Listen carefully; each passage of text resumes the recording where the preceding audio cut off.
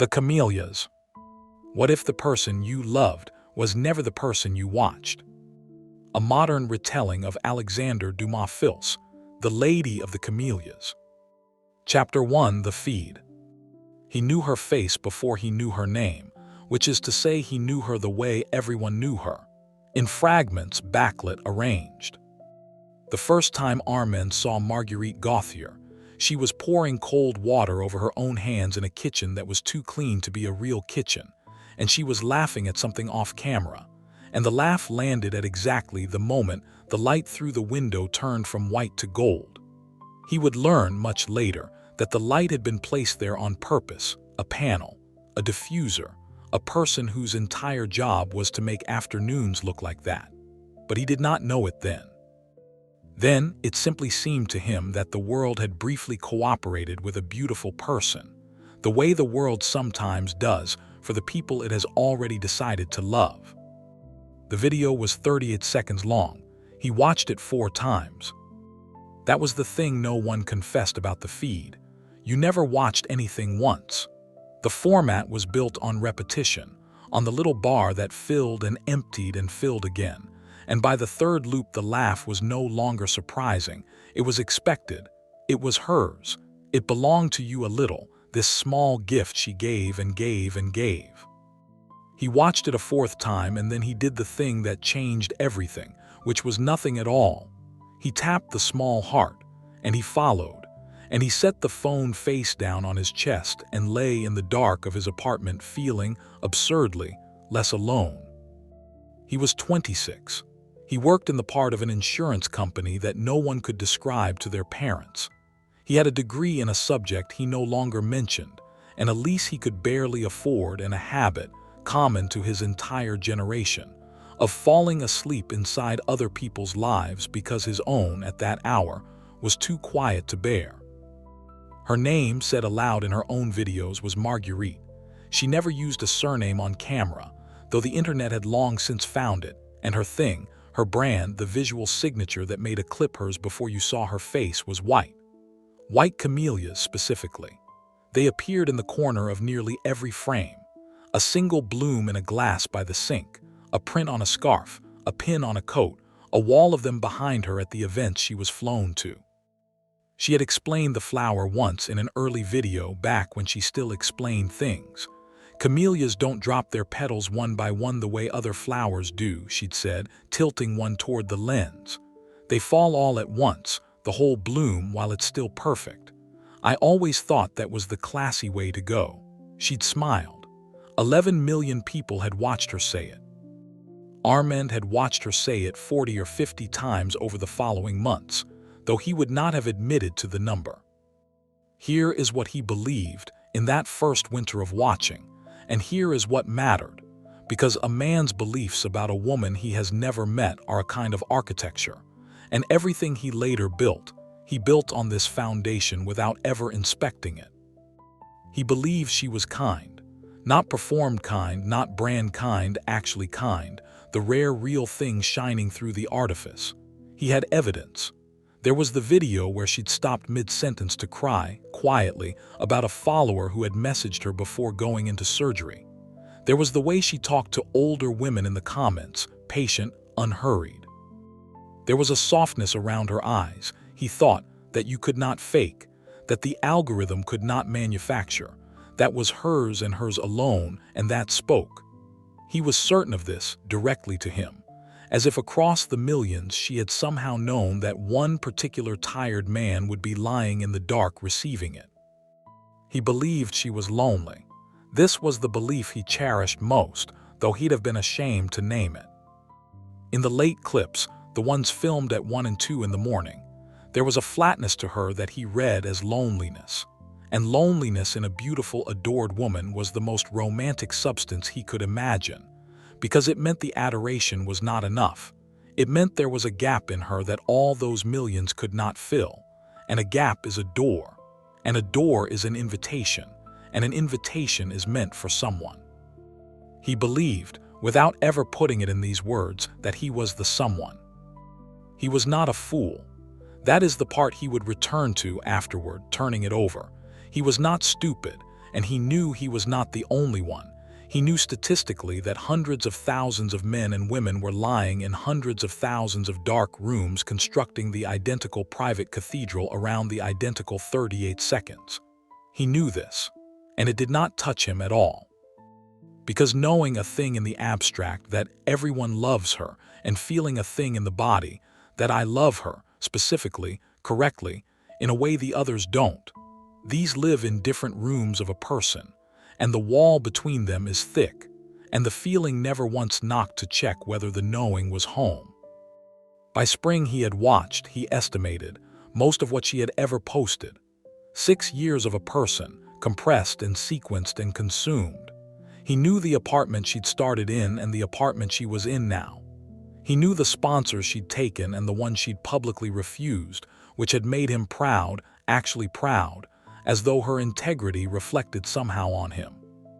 He knew her at 19, uncertain, over-explaining, and her at 25, polished to a surface so smooth that the early clumsiness looked, in retrospect, like the last time she'd been visible.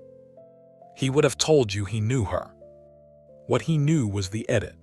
What he knew was 6 years of a woman deciding, 10,000 times, what to leave out. The self he loved was a self assembled from everything that had survived deletion, and it is a particular kind of madness, though a common and gentle-seeming one, to fall in love with the survivor of 10,000 deletions and to call that survivor a person. The comment he left the night everything tipped was not clever. He had drafted clever ones before and never sent them, because clever was what everyone did, clever was noise. He had noticed because he noticed things. It was the one talent he'd grant himself, that she never replied to the clever ones.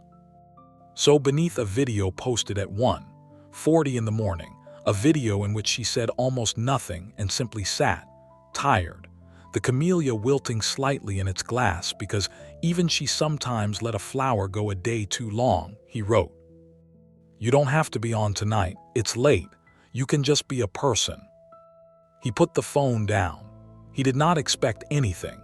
He had learned not to expect, which is different from not hoping, and the difference between those two, he would come to understand, was the difference between a healthy man and himself. 3 hours later, at nearly 5 in the morning, a small notification appeared on a screen he had not managed to stop checking. Marguerite replied to your comment. The reply was one word. It was "thank you." And the whole cathedral, which had taken a winter to build, lit up at once from the inside, every window blazing, as if the small figure at the altar had finally turned to look at the only worshiper who understood. He did not sleep. Of course he did not sleep. No one has ever slept on the night the statue moved. Chapter 2, The Message. What Armand did not know, what he could not have known, because it was precisely the kind of thing that never survives the edit, was that the word "thank you" had been typed by a woman sitting on the floor of her bathroom at 4:52 in the morning, and that she had typed it not to him, but to no one, into the void, at the first sentence in 11 days that had asked her to stop rather than to give. Her name was, in fact, Marguerite, one true thing among the arranged ones. She was 25. She had at that hour 41 unanswered messages from her management team. A shoot in 6 hours she had already privately decided to cancel and would not cancel, and a body that had begun in the last months to do frightening things, the racing heart, the flights of gray at the edge of vision, the mornings she woke already exhausted, as if sleep itself had been another job she'd clocked into and failed at. She read comments the way other people bit their nails, compulsively, ashamedly, aware it did nothing good. 14,000 of them under a video where she'd done nothing but sit still. Most were kind, which was somehow worse, because the kindness had a texture she'd learned to recognize, a reaching in it, thousands of hands stretched toward the screen wanting to be held by her, and she had 2 hands, and she was so tired, and none of them knew that the flowers behind her were fake now, silk, because the real ones died and she could not, at scale, keep replacing what died. You don't have to be on tonight, you can just be a person. She read it and something in her chest cracked along a line that had been under pressure for a year, not because it was profound, because it was, alone among 14,000, addressed to the one she actually was rather than the one she performed. Everyone else loved her. This one, whoever he was, had glanced past the loved thing and spoken to the tired thing behind it, and the tired thing had been so long unaddressed that it answered before she could think, 2 words, and she pressed send and immediately felt the old dread. Now he'll want more. Now he'll think it means something. Now I've fed one more mouth. But here is the thing she did not yet understand about Armand, and the thing that would, in the end, be the whole tragedy. He did want more. He would think it meant something. But it would not be her mouth he wanted fed. It would be his own picture of her, and there is no crueler hunger, none more impossible to satisfy, than the hunger of someone who has already decided who you are and needs you forever to keep confirming it. The direct message came 11 days later. She had a system for this. 98% of messages went unread into a folder her assistant swept weekly. But she had gone looking for his. She admitted this to herself with a small, private alarm. She had scrolled her own comment section to find the account of the man who'd told her she could be a person, and she had opened the door herself, sent him a single line first. Your comment stayed with me. And so when his message arrived, it arrived through a door she had unlocked, and she could not afterward pretend she had been merely a victim of it. His message was long. She could tell he'd written it many times. It did not ask for anything, that was its craft. Though he did not know it was craft, it simply saw her, or seemed to, paragraph after paragraph of gentle observation. That she seemed most herself in the videos with the worst lighting, that her laugh at the start of a clip was different from her laugh at the end, that he hoped she had one person in her life who never once thought of her as content. She read it 3 times. She, who was read by millions, was read by someone, and the sensation was so unfamiliar and so warm that she mistook it. This is important. This is the exact location of the wound. She mistook being described for being known. They were, in this, perfectly matched. He had fallen in love with a person he had assembled from her deletions, and she, starved, would now fall a little in love with the person he had assembled from her deletions, because his portrait of her was so tender, so flattering in its supposed depth, that she wanted to be the woman he described. She would try to be that woman. She would work at it the way she worked at everything, and the working would exhaust her the way everything did, and neither of them would notice for a long time that she was performing again, that she had simply traded an audience of 11 million for an audience of 1, and that the audience of 1 was, in his quiet way, the most demanding she had ever had. She wrote back that night, not thank you, a real sentence, then another, then a conversation that ran until the gray came up over the buildings and her heart did its frightening thing, and she pressed a hand flat against her chest and typed, one-handed, smiling in the empty room, I should sleep, and men I don't want to stop. Then don't stop, he wrote, I'm here, I'll be here. And he would be. That was the terrible truth of Armand, the truth that made him not a villain but something sadder. He meant it completely. He would be there. He would be there so faithfully, so attentively, so lovingly, that it would take her the better part of a year to understand that she was not being loved at all, that she was being watched, at closer and closer range, by a man who had confused the intensity of his attention with the reality of another human being, and who would forgive her anything except the one unforgivable thing, which was being someone other than the woman he had already, so beautifully, so completely made up. The camellia in the glass by her bed was silk. In the dark at that hour, even she could not tell. Chapter 3, in the room. She let him into her life, the way you let water into a boat you have already decided to sink. For 3 months they only wrote. Then they only called, her voice at 2 in the morning, unedited, cracking on certain words, laughing in a register the camera had never caught. And Armand lay in his dark apartment holding the phone to his ear and felt the last distance between the watched woman and the real one collapse into something warm and close and his. When she finally said one night, "Come here," naming a city, naming a hotel, he understood that he had won something, though he could not have said what or from whom. He noticed the first crack within the hour, and he chose not to look at it. The woman who opened the door was smaller than the feed had suggested.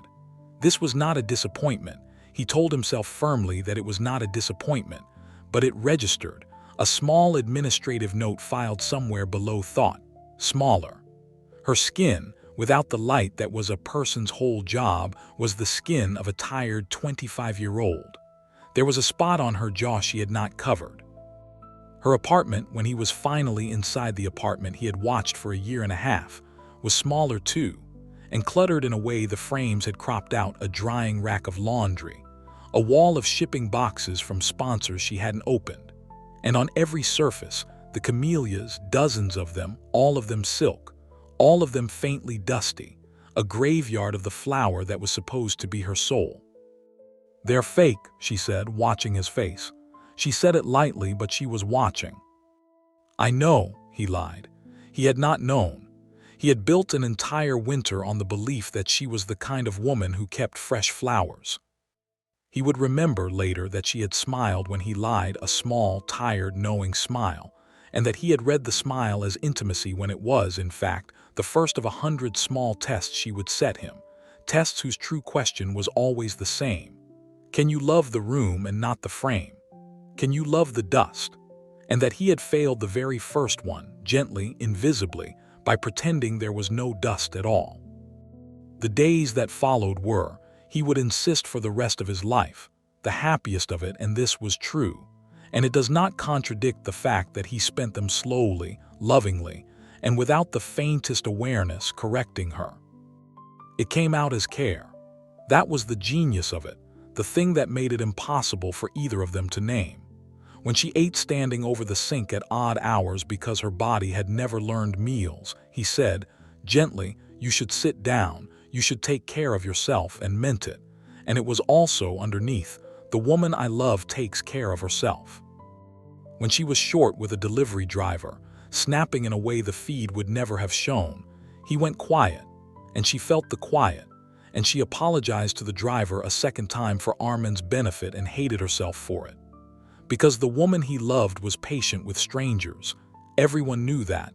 It was practically her brand, and now she had to be her brand in her own kitchen, for an audience of one who believed he had escaped all that. "You're different than online," he told her once, meaning it as the highest praise, meaning I have the real you. "Different how?" she said. He should have heard the flatness in it. He'd always told himself, a man who noticed things. He noticed the flatness and he interpreted it. Instantly, automatically, the way he'd interpreted everything about her for a year and a half, as tiredness, as the loneliness I fell in love with, as one more sign that she needed him.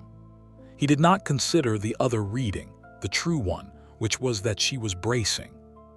"Softer," he said, "more real, like online there's this armor and here there isn't." She looked at him for a long moment. Then she said, carefully, as if setting something breakable on a high shelf, "What if this is the armor too?" And Armand, this was the moment. Though neither of them marked it, Armand laughed. He laughed because he was happy, because he loved her, because he could not conceive of it being true. "It's not," he said, and pulled her toward him, and she let herself be pulled. And over his shoulder she looked at the wall of dead silk flowers and understood with a calm that frightened her, that she had traded a cage with 11 million bars for a cage with one, and that the one was going to be so much harder to leave, because the one loved her, and you cannot report love for abuse, and you cannot unfollow a man who is holding you and telling you he has finally found the real you. He stayed 6 days. He would have stayed forever. When he left, he wept at the airport, actual tears, and she stood at the security barrier and lifted her hand and smiled the smile that 11 million people would have died for. And Armand carried that smile home, believing it was for him. It was the smile from the videos. She had reached for it without thinking. It was the only one she had left that she trusted to work. Chapter 4: The Correction. The trouble, once it began, wore the clothes of devotion. and so it was a long time before either of them would call it trouble. He wanted now to see the real her, and having decided that the real her existed, and having decided what she was like, he began, tenderly, relentlessly, to police the difference between the woman in front of him and the woman in his head. It happened over months, across 2 more cities and 100 late-night calls. When she posted a sponsored video, she had to. It was rent. It was her whole staff's rent. He went quiet in a particular way. And when she asked what was wrong, he said nothing. It's just, that's not you. That brand isn't you. And she felt the small door of his approval swing half shut. And she found herself, the next time, turning down money to keep the door open.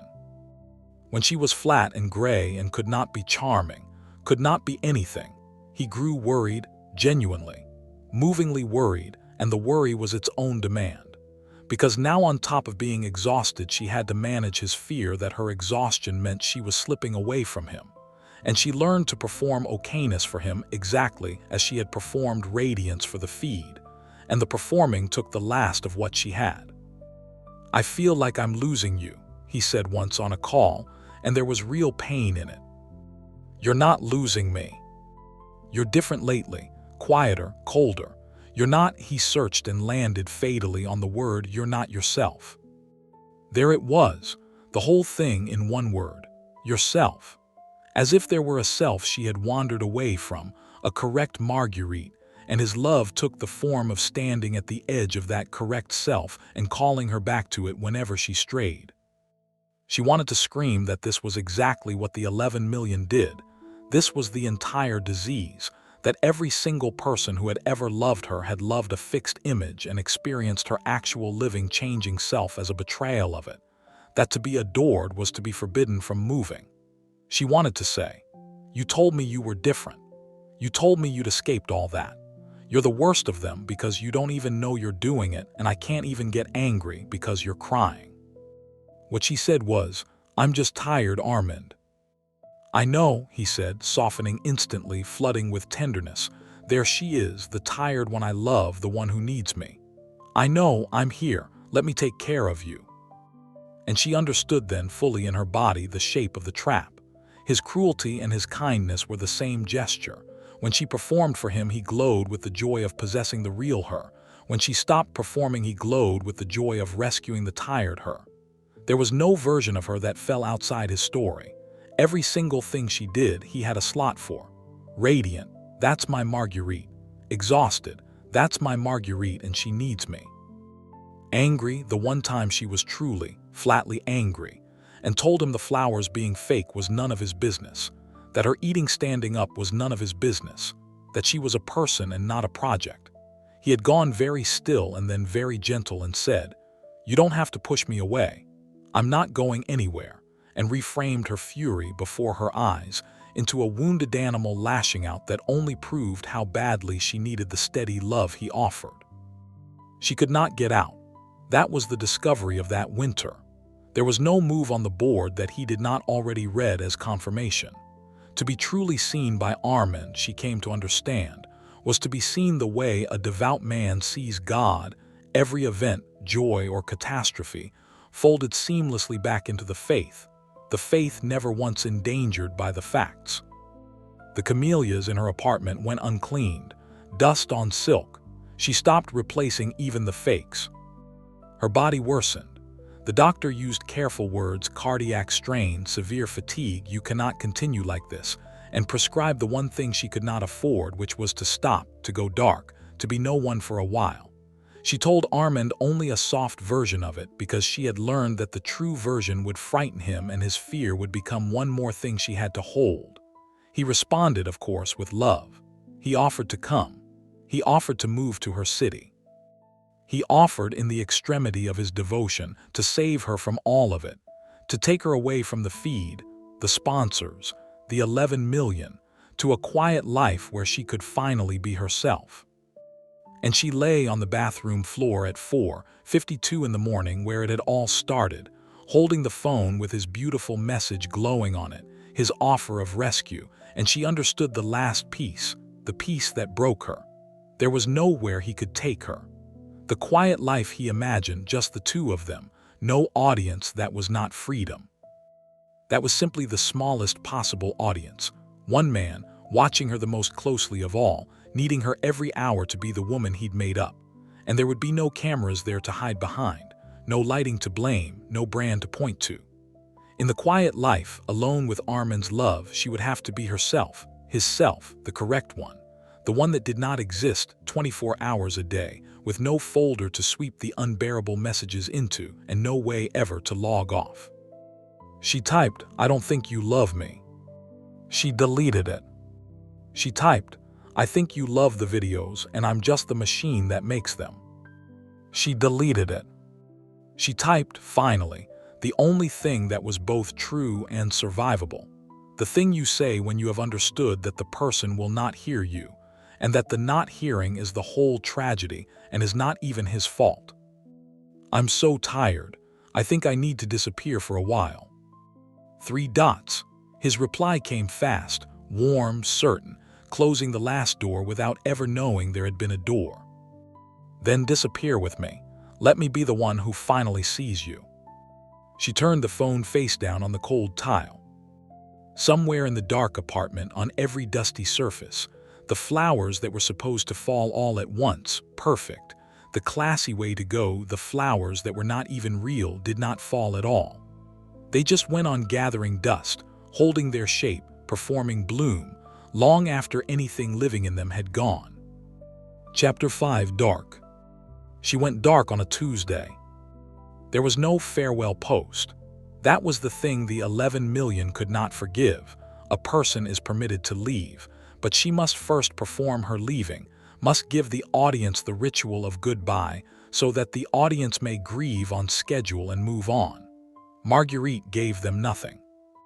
One day there was a woman, and the next day the account simply stopped, mid-life, mid-sentence, the last video a nothing clip of her sitting by a window. And the internet did with her silence what the internet does with any silence, which is fill it. The theories arrived within hours. She was in rehab, she was pregnant, she'd been dropped by her sponsors, she'd had work done and was hiding the recovery. She was faking a breakdown for engagement. This one had real traction, tens of thousands agreeing that the whole disappearance was a strategy, that she'd be back in 6 weeks with a tearful comeback and a mattress sponsorship. Because a woman that calculated does not simply stop. She was, they decided, still performing even in her absence. Especially in her absence. There was no act she could commit, up to and including vanishing, that the watchers would not read as content. Armand read all of it. He could not stop reading it. And here is the cruelty at the center of the man, the cruelty he never once recognized as cruelty. Even now, even in his fear, he did not call her hospital, he did not call her mother, he did not do a single one of the things a person does for another person in danger, because he did not, when it came to it, know how to reach her outside the feed. He had spent a year and a half in love and he did not have her doctor's name. He had offered 100 times to save her, and he did not know which city she was actually in. His love, examined at the one moment it might have been useful, turned out to be made entirely of watching. So he watched. He refreshed the dead account. He read the theories and argued with the cruelest ones in his head. You don't know her, you never knew her, and he did not hear the thing he was saying, did not hear that he was claiming, against 10,000 strangers, the exact possession they were claiming. She is mine to understand, mine to be right about. He grieved the way a fan grieves, which is to say he grieved the interruption of a story he had assumed would go on giving to him forever. Once, in the 3rd week, he typed a message into the dead channel between them. "Where are you, please? I just need to know you're okay. I need to see you." He looked at it a long time before he sent it, and a small clear voice, the noticing voice, the one talent he'd always granted himself, said, "I need to see you. Not I need you to be okay. I need to see you, even now. Even here." The verb had betrayed him. He deleted the message and sat in the dark and felt, for the first time, the outer edge of a thing he had no name for and would spend the rest of his life learning to name. He did not know that she was, at that moment, in a hospital 40 minutes from his own apartment. She had been in his city all along, for a shoot she'd never finished, and that her heart, The frightening thing it had been doing for a year had finally done the largest version of it, and that she was, in the language the doctors used, stable but very unwell, and that she had, when she was lucid, asked her mother to bring her a laptop. Not to post, she was done posting. To finish something she had never let anyone see. Chapter 6: The Draft. Marguerite Gauthier did not fall all at once, perfect, the classy way to go. That had always been a line, a beautiful line, the kind that 11 million people share because it makes dying sound like a design choice. She died the way people actually die, slowly and then suddenly, over 4 months, in a rented body that had simply been asked to do too much for too long by too many. And at the end it was small and it was quiet, and there was no light placed anywhere to make it look like anything at all. Armand learned of it the way he had learned everything about her, from a screen. A post from her mother on the account that had been silent for 4 months, 4 sentences, no camellias. The comments, he could not stop himself. He read the comments even then were an ocean of grief, and threaded through the grief, unkillable, the other thing. So it wasn't a strategy after all. Rip, I feel terrible for doubting her. Even her death had to first exonerate her of the crime of having faked it. Even dead, she was on trial for authenticity. He did not go to the funeral. He was not invited. He did not exist in her real life as anything an invitation could be sent to. He was a follower. He was the most devoted follower there had ever been, and to the people who had actually held her hand at the end, he was indistinguishable from the 11 million, and this was not an injustice done to him. This was, at last, the truth about him, arriving late and total. The file reached him a month later. Her mother did it, a tired, grieving woman going through a dead daughter's laptop, finding a folder, finding within it messages Marguerite had written but never sent, drafts addressed to specific people, and among them one addressed to a name her mother did not know, Armand, and beside the folder a note in her daughter's handwriting: "If I don't send these, send them for me." And so the woman did the last thing her daughter asked, and forwarded a draft to a stranger. He read it in the dark, of course. There was no other way he had ever received her. "Armand," it began. "I've started this so many times. I keep deleting it because every version sounds like blame, and I don't want it to be blame because you were kind to me, and you meant every word, and that's the part I can't get past, that you meant it. You told me that first night that I could just be a person. I want you to know that no one had said that to me in years, and that I answered you before I could think, and that I have wondered ever since whether that one honest reflex was the mistake that used up the last of me. Not because you were cruel, because you were the last person on earth I still hoped might see me, and when even you turned out to be watching, I understood there was no one left who wasn't. You loved someone, I believe that. I just don't think it was me. I think you loved a girl you built out of the parts of me I let you see, and I think you were angrier at me than you ever knew every time the real one showed up and got in the way of the built one. You'd get so gentle, right at the moments I most needed you to just get angry, to fight with an actual person, to want something from me that wasn't a mood. But you never wanted a fight. A fight needs 2 people. You only ever needed one, and you'd already made her, and she was lovely, and she never got tired, and she was so much easier to love than me. Here is the thing I most need you to hear, and it's the reason I could never say it out loud, because out loud it sounds like the very thing you'd forgive me for and fold back into the story. The flowers were fake. You knew. You said you didn't, but you knew, and you loved them anyway, and you called that loving me. That was the whole thing, Armand. That was us. You loved the fake flowers because they never dropped, and I spent a year trying to be a flower that never dropped for you on top of everyone, and I am so tired, and I am going to drop now all at once, and I need you to understand that it will not be beautiful, and it will not be a design choice, and it is not for anyone to watch. Don't grieve the girl in the videos. She was never real, and grieving her is just more watching. If you want to do one true thing for me, grieve the one you never actually met, the tired one, the mean-to-the-delivery driver one, the one who ate standing up and left the flowers to dust. She was the real me. You almost knew her. For about 6 days in a small apartment, you almost knew her. That was the closest anyone got. I want you to have that. I don't want you to have the rest. He read it 4 times. He had always read everything 4 times. And on the 4th time, the noticing voice, the one talent, the thing he'd built his whole sense of himself on, I am a man who sees, spoke to him with terrible clarity for the last time, and what it said was, you never saw her once. Seeing is not the same as watching. You have watched a human being to death and called it love, and the proof is that you are reading her final words alone, in the dark, on a screen, exactly as you received the first 38 seconds, and that even now, even in this, some part of you is moved by how beautifully she wrote it. He put the phone face down. He would like to tell you that he learned. That is the shape the story wants, the redemption arc, the follower who becomes a person. But the truth was smaller and harder. He did not transform. Months later, he would catch himself watching someone new, a different woman, a different feed, a different 38 seconds of gold light and honest-seeming loneliness. And he would feel the old cathedral begin, brick by brick, to build itself again in the dark. And he would have to put the phone down and sit with the terrible knowledge that the hunger had not died with her, that it had only lost its object, that it was looking, right now, for someone new to be right about. That was his sentence. Not grief. Grief ends. His was to know forever what he was and to feel it reach for the next one anyway. On the sill of his window, because he had bought it in a fit of feeling he mistook for penance, sat a single white camellia in a glass. A real one.